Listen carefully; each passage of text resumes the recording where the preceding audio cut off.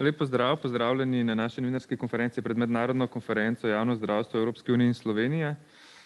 Zdaj Omikron je razrečil vrste medijev, pa mogoče malo tudi udeležencev, ne glede na to, bomo mi to zadevo izpeljali, ker je tema pomembna ne samo za zdaj, temveč predvsem za prihodnost.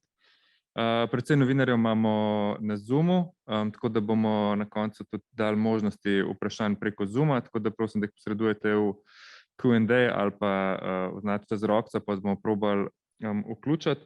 Uvodoma bi pa kar predal besedo magistru Mateju Beltramu, ki je organizator te konference, hkrati pa tudi zdravnik, ki dela tako v Sloveniji in v tujini, v Švici, in lahko zelo dobro tudi primerja oba sistema. Izvolite, gospod Beltram. Lepo pozdravljeni vsi skupaj, prisotni v dvorani in predvsem tisti prisotni virtualno preko Zooma. Torej, na tej tiskovni konferenci vam bom predstavil, zakaj smo mi na Zdravniški zbornici v sodelovanju tudi z Ministrstvom za zdravje organizirali to mednarodno konferenco z naslovom Javno zdravstvo v EU in Sloveniji. Torej, namen je, da konstruktivno prispevamo k izboljšanju slovenskega zdravstvenega sistema. Jasno je, da je slovenski zdravstveni sistem soočen z več izzivi. Ne samo zdaj ta trenutna epidemija COVID-19, ki v bistvu je prizadela vse države sveta, imamo pa potem še v Sloveniji ene specifične dodatne težave, ki se vlečejo že desetletja pred to epidemijo. Če omenim samo najhujše težave, čakalne dobe, koruptivna tveganja pri nabavah in investicijah v zdravstvo ter pomanjkanje zdravstvenega profesionalnega kadra, torej tukaj ne gre samo za pomanjkanje zdravnikov, ampak za pomanjkanje na vseh kadrov. So pa spremembe nujne, izboljšave so nujne. Zakaj? Ker poleg vsega tega naštetega nas v bodoče pa čakajo še večji, bolj dolgotrajni izzivi, kot je sedanja epidemija. Ta epidemija bo minila, ampak izziv, ta glavni, ki nas pa čaka, je kako dolgoročno skrbeti starajoče se prebivalstvo. Zdaj, nobena država še ni izumila idealnega zdravstvenega sistema, smo pa zato na našo konferenco povabili strokovnjake iz držav, kjer zdravstvo izstopa po dostopnosti, kvaliteti in cenovni učinkovitosti ali po vseh teh treh parametrih. In to nam bodo spregovorili iz prve roke. Profesor dr. Kimela iz Finske, potem pozdravljam tukaj v dvorani, sta z mano dr. Vranič iz Francije, dr. Erjavec iz Nizozemske, kasneje popoldan se nam bo pridružil še dr. Žuraj iz Avstrije. Žal pa moram najaviti odpoved udeležbe profesor Baniča iz Švice. Zdaj, to bodo izkušnje iz prve roke, ker to so vse zdravniki, ki že vrsto let ali pa celo desetletja delujejo v tujini, čeprav imajo slovenske priimke, in so naši rojaki. Širšo primerjalno sliko zdravstvenih sistemov po Evropi bodo pa predstavili izvrstni poznavalci tega področja, in sicer gospod John Sailus, ki je raziskovalec na European Observatory on Health System and Policies v Londonu. Potem bo tukaj tudi slovenska strokovnjakinja, docent dr. Katja Triler-Vrtovec, avtorica knjige Zdravstveno pravo, in pa tudi profesor Kenneth Eaton, prav tako iz Velike Britanije, ki je pa tudi strokovnjak in član, gostujoči profesor na University College v Londonu in drugače pa predstojnik platforme Better Oral Health in Europe. Tako da imamo res strokovnjake vrhunske in sem zelo željan slišati od njih, kaj nam bodo povedali. Zdaj, vsi ti dobri zdravstveni, dobro delujoči zdravstveni sistemi, po katerih se lahko samo zgledujemo in prevzamemo dobre rešitve, imajo nekaj skupnega. In to skupna stvar je, da lahko bolnik prosto izbira, pri komu se bo zdravil, in da zdravnik lahko izbira, na kakšen način opravlja svoj poklic, torej ali v okviru državnih ustanov ali samostojno. In to vse je javno zdravstvo. Javno zdravstvo v teh državah je opredeljeno kot servis državljanom, ki je financiran iz solidarnega zavarovanja in vključuje tako državne kot zasebne izvajalce. Tako da to bi tudi želel, da je temeljno sporočilo te konference prvič, da na primeru dobro delujočih zdravstvenih sistemov v Evropi povemo, kaj v teh sistemih pomeni pojem javno zdravstvo, torej, da je to vključujoč sistem in da prav ta možnost izbire med izvajalci, državnimi in zasebnimi, omogoča prvič boljšo dostopnost in dvigne raven kvalitete obravnav, hkrati pa tudi pomeni racionalizacijo stroškov. In na koncu je to vse v dobro bolnika in v dobro celotne družbe. In v zaključku konference bomo poskušali podati odločevalcem v zdravstveni politiki predloge, kako bi se te spremembe lahko doseglo. Smo namreč trdno prepričani, da privatizacija zdravstva ni rešitev, bi bila napaka, želimo pa si širitev javnega zdravstva.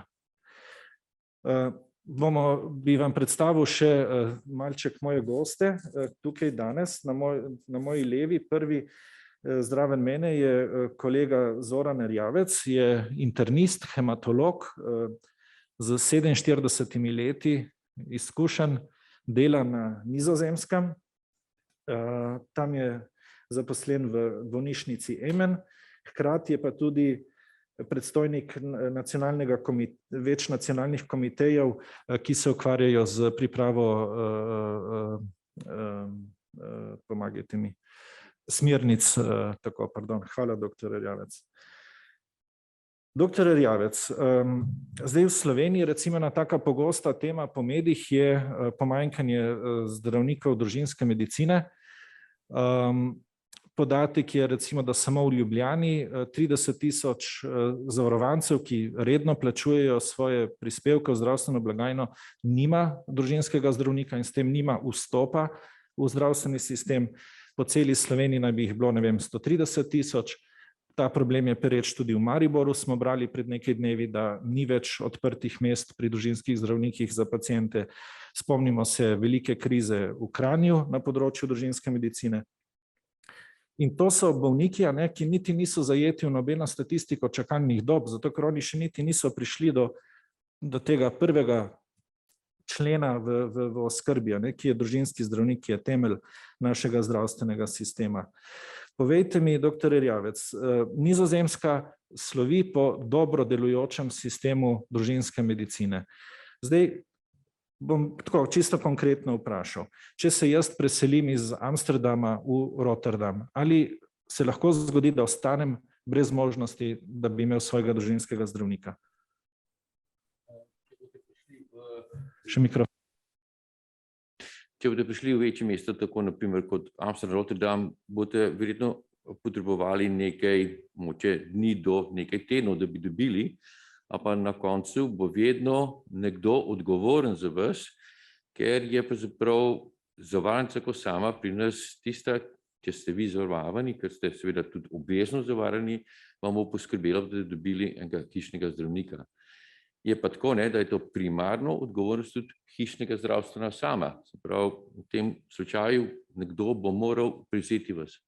Ker pri nas se zgodi, recimo nek zdravnik, zdravnica se upokoji ali zaradi bolniške ali kakršnega koli razloga preneha opravljati dejavnost in enostavno dobiš iz zdravstvenega doma samo obvestilo, da tvoj zdravnik izbrani več v tej ustanovi ne dela in te zdravstveni dom napotuje, da si izberi drugega zdravnika. Se niti oni ne potrudijo, da bi ti oni ga uredili. Bi to bilo možno na Nizozemskem? Ne, to ne bi bilo možno, ker bi vam predstavil eno vrste predstavo. Če vzamete eno verigo, v tej verigi smo mi vsi okoli pacienta. To sliši se nekako idealno, je pa tudi v realnosti tako, da če je to problem hišnega zdravnika, da ima preveč teh pacientov in jih ne more več sprejeti, ali pa noče, in neko drugi se bo tega tudi prevzel. In če je problem pri hišni zdravniki, je to problem tudi pri zavarovalnici, kjer mora poskrbeti za vse to, isto je tudi za apoteko in tako naprej. Se pravi, če potegneš en člen, se bo tudi drug potegnil. Je pa tudi tako, moram čisto direktno povedati, da je pravzaprav tudi en incentiv, ker če imaš več pacientov, je tudi tvoja dotacija, se pravi, tvoja finančna situacija boljša. Kako pa dosežete, mislim, a imate zadostno število družinskih zdravnikov, je pomanjkanje le-teh? Ja, pomanjkanje je v glavnem zdaj trenutno v večjih mestih, čeprav to pravzaprav ni tako veliko pomanjkanje kot v podeželju. Stvar je v tem, da je tudi pri nas nekako spremljamo v psihologiji delovanja zdravnikov. Vsi bi radi delali od 9 do 5, potem nehali brez dežurstva, to je čisto direktno povedano. Je pa tako, da je, kar se tiče podeželja, če si na primer v podeželskem sistemu, je, kar se tega tiče, možnost zaslužka več, ker je pravzaprav tega več dodatkov. Isto je tudi za, na primer, določene četrti, ki so bolj revnejše v mestih, dobiš potem več, ker to je vse v smislu, da primarno zdravstvo je cornerstone, je osnova celega zdravstva pri nas. Kako pa potem nek zdravnik ima nadpovprečno število bolnikov, a si on lahko potem samostojno organizira to svoje delo, privabi še, ne vem, ima več dodatnega pomožnega kadra, ali kako to pol izgleda v praksi? No, to ne nekaj povedal tudi danes popoldne, ampak lahko direktno povem, da pravzaprav je to, ne bi zdaj rekel, da je to rešitev, ko ste vi sami tudi rekli, to je čisto pravilno, zasebnost, privatno zdravstvo ni ena rešitev, je pa ena določeni meri ena rešitev, ki bi lahko možna narejena glede na primer takih primerov, kot ste vi povedali. Vsi zdravniki pri nas, sploh pa teli general practitioners, so pravzaprav 60% njih je v prostem poklicu in imajo celotno pravzaprav podjetje. Podjetje ima z tajnicami, z asistenti, z menedžerji prakse, velikokrat so jih 4 ali 5 skupaj v eni praksi in imajo popolnoma kritje. Imajo pa tudi odgovornost za pokriti 24/7 splošno medicino, kronične bolezni, paliativno oskrbo, preventivo, se pravi, da tisto, kar so odgovorni, morajo tudi deliver. Bral sem tudi, da je pravzaprav družinska medicina med mladimi zdravniki oziroma med študenti medicine zaželena specializacija. Kako ste to dosegli? Dosegli smo pravzaprav zato, ker je že od začetka, že skoraj bi rekel, jaz sem tukaj tam že 47 let in vedno hišni zdravnik je ene vrste zelo pomembna figura, ne samo v zdravstvu, ampak tudi v družbi sami. Oni so vključeni v veliko odločitev glede socialne, ekonomske, psiholoških stvari, ki se dogajajo z ljudmi. En hišni zdravnik bo v občini tudi bil zraven v kakršenkoli kot naprimer en sodniški svetovalec ali pa naprimer familiarni svetovalec. Se pravi, njihova vloga je pravzaprav ena vrste umešena v celotno družbeno ureditev. Ja, hvala za ta pojasnila, doktor Erjavec. Zdaj, če gremo naprej k mojemu naslednjemu gostu, to je docent dr. Andrej Vranič, ki je zaključil šolanje v Ljubljani, bil tudi nekaj časa nevrokirurg na Univerzitetnem kliničnem centru v Ljubljani, je pa potem svojo kariero nadaljeval na fundaciji Rothschild v Parizu in dr. Vranič je trenutno svobodni zdravnik nevrokirurg v Parizu. Doktor Vranič, če torej bolnik v Sloveniji ima družinskega zdravnika, potem zaradi določenih dodatnih preiskav ali mnenj ali pa potrebe po zdravljenju, ta družinski zdravnik bolnika napoti na neko preiskavo ali pa k nekemu specialistu. Ampak tukaj bolnik trči na drugo oviro in to so čakalne dobe.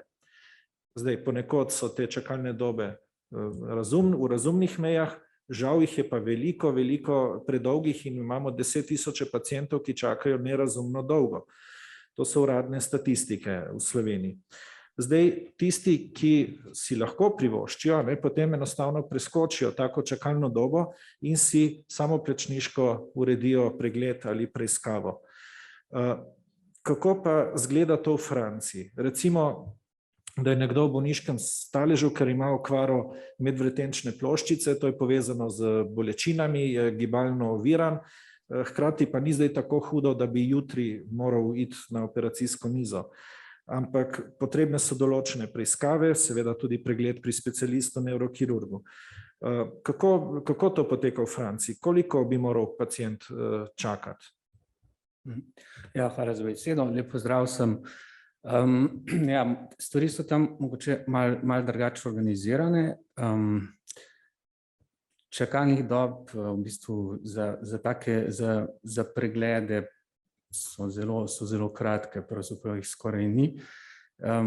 To pa zato, ker je v bistvu obstaja dosti velika ponudba zdravstvenih storitev v bistvu povsod, razen morda ponekod na podeželju, na kakšnih res zelo oddaljenih krajih, kjer se morajo pacienti pač precej daleč voziti. Sicer pa v mestih imajo bolniki na razpolago, pravzaprav kot prvo ne rabijo napotnice, da pridejo do zdravnika specialista. Je pa res, da večina bolnikov zaupa svojemu osebnemu zdravniku, tako kot je dr. Erjavec prej povedal, osebni zdravniki imajo zelo pomembno vlogo v družbi, niso preobremenjeni, imajo približno tam nekje do 1000 pacientov registriranih. Večina jih opravlja delo kot svobodni zdravniki, kar pomeni, da so plačani po učinku, se pravi plačani po pregledih, ki jih opravijo, in jim je v interesu, da se bolniki k njim vračajo. Tako da oni si zmeraj vzamejo čas, mogoče več lahko časa vzamejo kot nekdo, ki mora skrbeti za 2000 bolnikov, kot je to žal stanje v Sloveniji. Tako da bolnik ponavadi gre k svojemu osebnemu zdravniku, če pa z njim ni zadovoljen oziroma če nista našla skupnega jezika, gre pa lahko direktno k specialistu. Dostop do specialista je dosti hiter. V Franciji obstoja posebna spletna platforma, ki se imenuje Doctolib, ki jo lahko vsak preveri na internetu.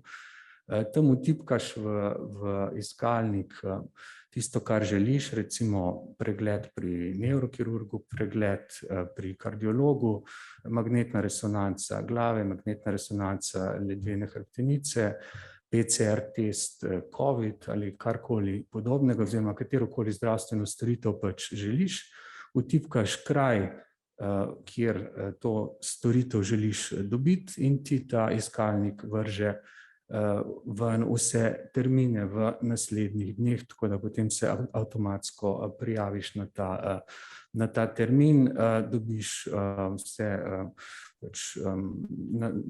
podatke o tem pregledu in si na ta pregled v bistvu brezplačno prijavljen. Tako da ta platforma za bolnike povsem brezplačna, ponudniki zdravstvenih storitev pa plačujejo za to, da so na tej platformi. To je v bistvu ena od najbolj obiskanih spletnih strani v Franciji in je bila razvita privatno, jo pa seveda tudi zdravstveno zavarovanje zdaj sponzorira, zato ker se je izkazalo kot nekaj zelo koristnega in za paciente izredno pozitivnega. Torej, če prav razumem, so v javno zdravstvo v Franciji enakovredno vključeni vsi zdravniki, ne glede na to, ali poklic opravljajo samostojno ali v okviru državne ustanove ali pa druge zasebne ustanove. Kako pa potem, ker Francija je pa država, ki da velik pomen pojmu enakosti, solidarnosti v družbi, kako pa v Franciji dosežete, da pa recimo je nekdo, ki socialno-ekonomsko prikrajšan v družbi, da ima enako dostopnost kot nekdo, recimo, ki je iz višjega dohodkovnega sloja. A je tu razlika v obravnavi bolnikov glede na socialno-ekonomski status v Franciji? Ja, razlike ni, zato ker solidarnost in enakost v bistvu dva temeljna pojma francoske družbe in v bistvu medicina temelji na pojmu solidarnosti in enakosti obravnave, tudi morda še v Franciji še bolj kot kje drugje. Francoski pacienti, ki nimajo dovolj sredstev, da bi plačali dodatno zavarovanje oziroma ki nimajo dovolj sredstev, da bi si plačali pregled iz svojega žepa, če dodatnega zavarovanja nimajo, kar je sicer zelo redko, imajo tistih 5% najbolj populacije z najnižjimi dohodki, imajo pravico pregleda in seveda tudi zdravljenja v vseh privatnih institucijah po osnovni ceni zdravstvenega zavarovanja, ki jo plača zdravstvena zavarovalnica. Tako da oni za zdravljenje pri zdravnikih zasebnih oziroma v zasebnih klinikah ne plačajo nič. In to je mogoče taka bistvena razlika za našo državo, se pravi s Slovenijo, kjer bolniki brez oziroma z nizkimi dohodki ne morejo včasih ne morejo do operacije, zato ker so pač operacije dostopne samo plačniško. Kako pa izgleda to, da si zdravnik v Franciji recimo opredeli, odloči, kako bo opravljal svoj poklic? Kako je to zapleten postopek? So tu neke razpisi, koncesije?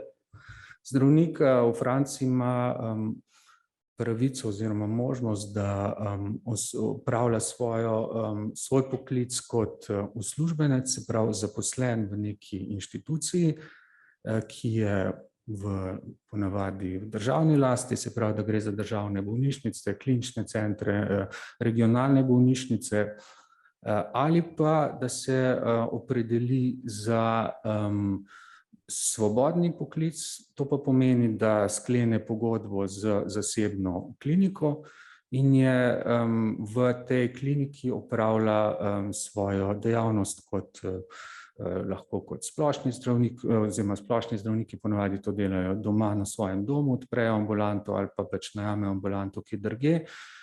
Specializacije kot recimo internisti, anesteziologi, kirurgi, porodničarji, ginekologi pa sklenejo pogodbo z zasebno kliniko in svojo dejavnost opravljajo v zasebni kliniki. In približno polovica vseh operacij, ki je opravljenih v Franciji, je opravljeno v takih klinikah, pa približno tretjina porodov je opravljeno v takih klinikah. Tako da več kot polovica zdravnikov, mislim, da 55% zdravnikov je svobodnih zdravnikov, se pravi, da delajo v teh pogojih, da imajo ambulanto na svojem domu oziroma najamejo svojo ambulanto oziroma sklenejo pogodbo za zasebno kliniko in so plačani po učinku oziroma po tem, kar naredijo. Druga polovica je pa zaposlenih v velikih ali manjših bolnišnicah, so pač uslužbenci, delajo pač po določenem urniku in so plačani pač z neko plačo, tako kot večina zdravnikov v Sloveniji. Zdaj pa v bistvu vprašanje za oba. Kako z vidika prebivalca Nizozemske ali pa Francije gledate na to, da so tudi zasebni izvajalci del javnega zdravstva? Torej, da so njihove storitve pokrite iz te skupne zdravstvene blagajne. A se to označuje kot privatizacijo? Je to označeno kot, ker to je problem v Sloveniji, vsakič, ko so neki poskusi ali pa namere o odpiranju zdravstvenega sistema, se to tako označi kot privatizacijo in se označi kot to slabitev javnega sistema, državnih bolnišnic, da bodo potem državne bolnišnice propadle in tako naprej. Kaj je ta konkurenca prinesla med izvajalci na Nizozemskem, kaj je prinesla v Franciji? Doktor Erjavec, mogoče vi prvi. O tem sem se mogoče danes tudi pogovarjala in sem že premišljal nekaj časa, ali sploh obstaja v nizozemskem jeziku javno zdravstvo. Pravzaprav kot beseda pravzaprav ne, tudi kot pojem ne. Ker to je vse skupaj povezano. Za nas ni važno, a si ti... Zdravstvo je eno. Zdravstvo je eno, ker to ni važno, ali si ti kot zasebnik ali kot uradnik pred pacientom, ti si zdravnik pred pacientom, kar pomeni, da je pravzaprav tvoja odgovornost narediti tisto, kar je največje pa najboljše v interesu tega bolnika. In kar se tega tiče, mislim, v tem ni nobenega občutka pa razlike. Mi imamo zasebne bolnice, ampak to so glavno bolnice, ki se organizirale za določeni segment, naprimer operacije, ortopedske operacije, katarakte operacije, ampak splošne bolnice imajo med sabo ogromno ljudi, ki so naprimer v svobodnem poklicu ali pa v zasebnem, se pravi kot uradnik, odvisno kako je, kakšno so se oni odločili sami, čeprav vse te odločitve niso pravzaprav tako samoumevne. Mislim, gledamo naprimer, jaz sem že od leta 96 v svobodnem poklicu kot internist. Mi imamo v naši bolnici, ki je učilna bolnica, se pravi, mi usposabljamo nove interniste, kardiologe, kirurge. Mi imamo okoli 300.000 pokrivamo prebivalcev in nas je 32 internistov, ki pokrivamo celotno internistično. To je poleg tega so še pulmonologi, pa so še kardiologi zraven, ampak to je za nas vse udeljeno in mi smo v prostem poklicu, naprimer naši pediatri so pa skoraj vsi uradniki. To je nekako tudi povojeno po nekako zgodovini, ker plačanje FIFO-P je bilo zelo popularno, sploh pa, kar se tiče operacij, tudi sami kot oftalmolog to veste, ne, in kar se tega tiče, je bilo pravzaprav vse tarife so bile manjše pri pediatrih in so v meri ostali kot uradniki, čeprav, kar se tega tiče, pri ostalih poklicih pa je to veliko več svobodnjaškega. Hvala. Kaj pa v Franciji? Jaz bi rekel, da je položaj bolnika v Franciji mogoče malo drugačen kot v Sloveniji, in sicer, da je tam bolnik v središču sistema in se zdravstveni sistem prilagaja v bistvu bolniku. Tako da tam ponudniki zdravstvenih storitev tekmujejo za bolnika. Tako kot splošni zdravniki med sabo tekmujejo za to, da bo bolnik prišel k njemu, zato ker niso preobremenjeni, ampak si nekako želijo imeti paciente, tako tudi specialisti tekmujemo med sabo za to, da bomo imeli bolnika, tako tudi državne bolnišnice tekmujejo z zasebnimi ustanovami, zato da bojo bolniki prišli k njim, zato ker če bolniki ne bodo prišli v neko državno ustanovo, to pomeni, da bodo oddelki tam napol prazni, to pomeni, da bojo oddelke začeli zapirati in to pomeni, da bojo imeli manj kadra, manj denarja in tako naprej. Tako da v interesu bolnišnic je, da čim več bolnikov pride k njim, v interesu bolnišnic je, da so bolniki seveda zadovoljni in tudi ravno v temu je pa v bistvu pomen zasebne medicine, zato ker zasebna medicina tekmuje z državnimi ustanovami in s tem posledično skrbi za dvig kvalitete storitev. Tako da ni tako, da mora biti bolnik vesel, da pride do zdravnika, ampak je zdravnik vesel, da bolnik pride do njega. To v bistvu obrača vloge v tem sistemu. Hvala za ta vajin oris. Gremo morda na vprašanja. Okay. Se pravi, poziv sem, ki spremljate preko spleta za kakšno vprašanje. Se mi zdi tudi, da smo bili že zelo izčrpni.